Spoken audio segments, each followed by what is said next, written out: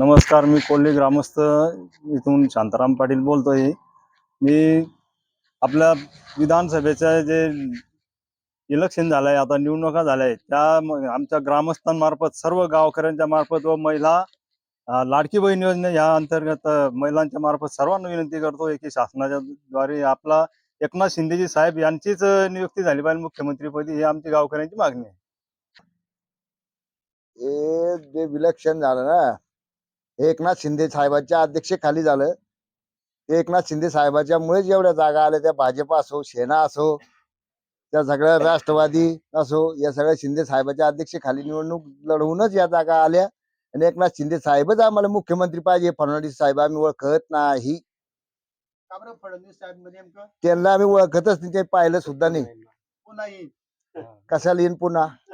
एकनाथ शिंदे साहेबच मुख्यमंत्री व्हाव्यात ही सगळ्या गावाची इच्छा आहे, सगळ्या मंडळीची इच्छा आहे. आमच्या तरी लाडकी बहीण योजना सुद्धा त्यांनाच लाभवली. तिचा चांगला प्रतिसाद त्यांना मिळाला. हे पैसे मिळाले ना अतिवृष्टीचे वगैरे. हे एकनाथ शिंदे साहेबांमुळेच आम्हाला मिळाले. ते कोणी काही सांगो, आजपर्यंत विमा आम्हाला कोणच दिला नाही, तो शिंदे साहेबांनाच दिला. शिंदे साहेबच पाहिजे. आणि शिंदे साहेबच आम्हाला मुख्यमंत्री पाहिजे पुन्हा. किशोरप्पाला मंत्रिपद मिळालं पाहिजे. किशोरप्पाला मंत्रिपद मिळालेच पाहिजे, कारण त्यांची हॅट्रिक झालेली आहे. आतापर्यंत विकास काम भरपूर झाले. आतापर्यंत हाजरीक कोणी मारली नाही पाचोरा तालुक्यामध्ये. आप्पांनी मारली.